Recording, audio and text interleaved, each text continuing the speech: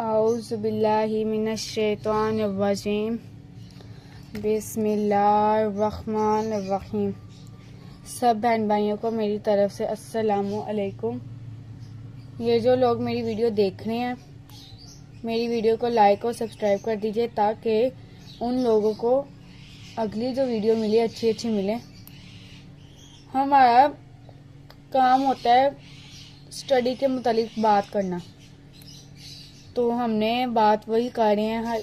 पहले हमने केमिस्ट्री शुरू किया था, उस टाइम हमने कुछ टॉपिक पढ़े थे। कल हमने जो टॉपिक पढ़ा था वो है हमारे पास आइसोटोप्स। आइसोटोप्स का हमने बयान किया था कि जॉन डाल्टन ने एटॉमिक थ्योरी तो पेश की थी, लेकिन उसमें बहुत से डिफरेंट बताए थे कौन कौन से pure element, all of the atoms same in all aspect. फिर मॉडर्न रिसर्च में कहा था it is not possible for an element, ये पॉसिबल नहीं होते जिसमें एटम में, लेकिन सेम होते हैं किसमें एस्पेक्ट मौजूद किए जाते हैं। हाइड्रोजन के बारे में पढ़ा था, 3 इकसाम होती हैं हाइड्रोजन की, प्रोटियम, ड्यूट्रियम और tritium. The number of the atomic number तो सेम होते हैं पर एटॉमिक मास डिफरेंट होते हैं। तो हमने इसका कुछ आगे एक टॉपिक रहता है जो एमसीक्यूज के तौर पर पूछा जाता है, वो हमारा है सोडी।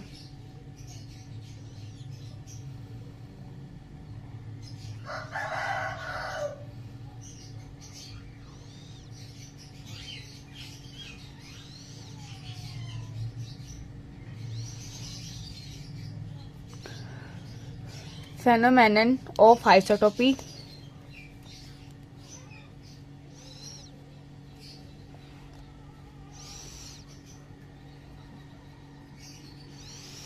Phenomenon of isotopy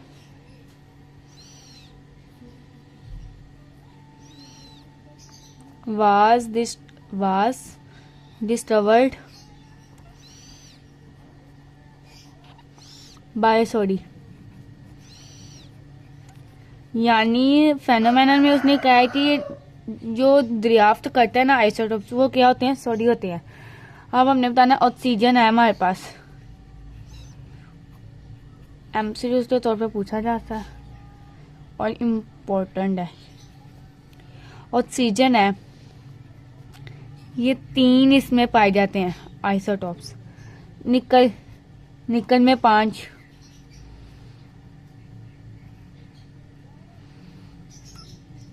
calcium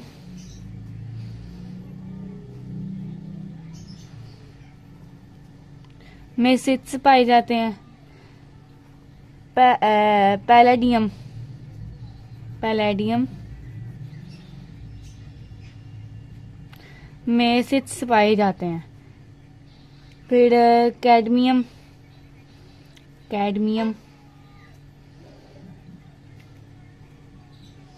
9, tin में 11। यानी ऑक्सीजन में हमारे पास जो होते हैं आइसोटोप वो 3 होते हैं।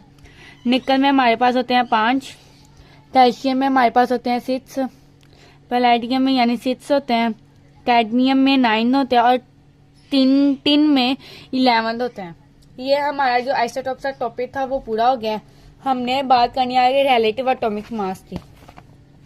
रिलेटिव एटॉमिक मास क्या होता है वो हमने बताना है कि रिलेटिव एटॉमिक मास में तो इसकी प्रॉपर्टीज है एलिमेंट की, वो डिपेंड तो होती हैं मगर मोस्ट अबंडेंट के साथ होती हैं, और इसमें जो एलिमेंट होता है वो खास तौर पर पाए जाते हैं। Relative abundance of isotopes.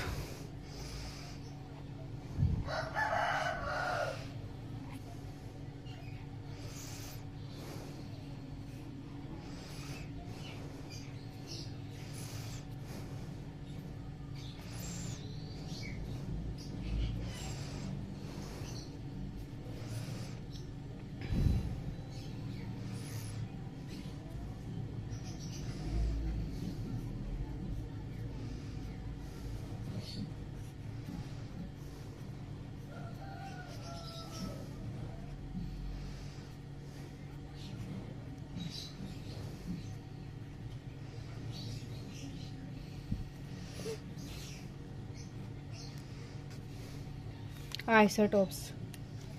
Properties of element.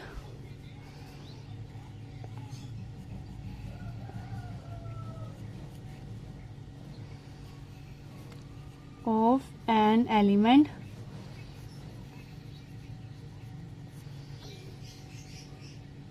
depend upon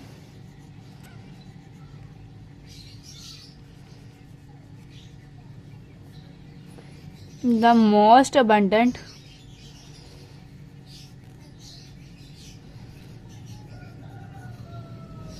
isotopes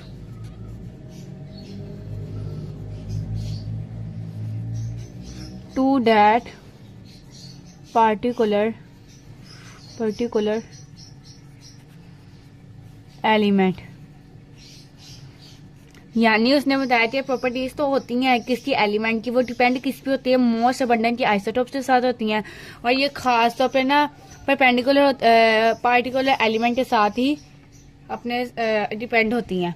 इसके बाद हमने आइसोटोप्स की एक पॉइंट है, isotopes of the element have their own natural abundance, कि इसमें नेचुरल क्या है और रिलेटिव अबंडेंस रेडियो एक्टिव क्या होते हैं। Isotopes of the element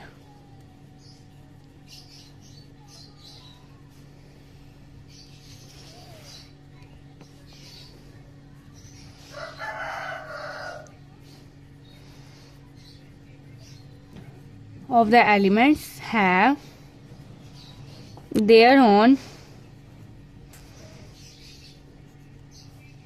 natural abundance।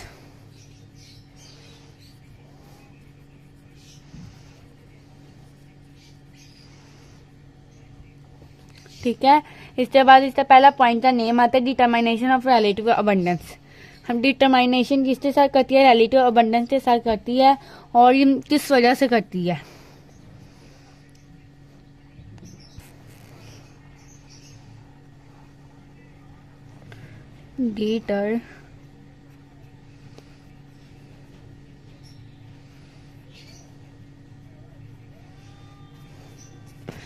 Determination of relative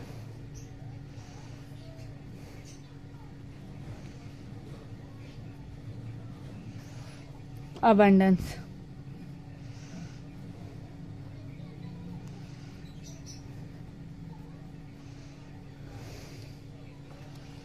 ठीक है, the relative abundance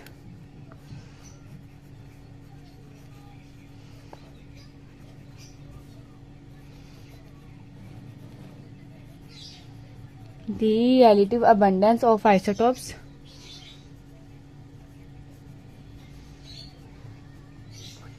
can be determined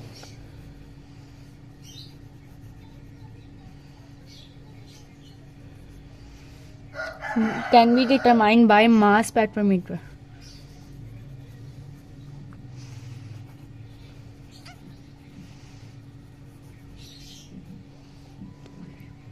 The relative abundance of isotopes can be determined। जो relative abundance के isotopes होते हैं वो किस पे determined होते हैं, मास स्पेक्ट्रोमीटर में ही डिवाइड होते हैं।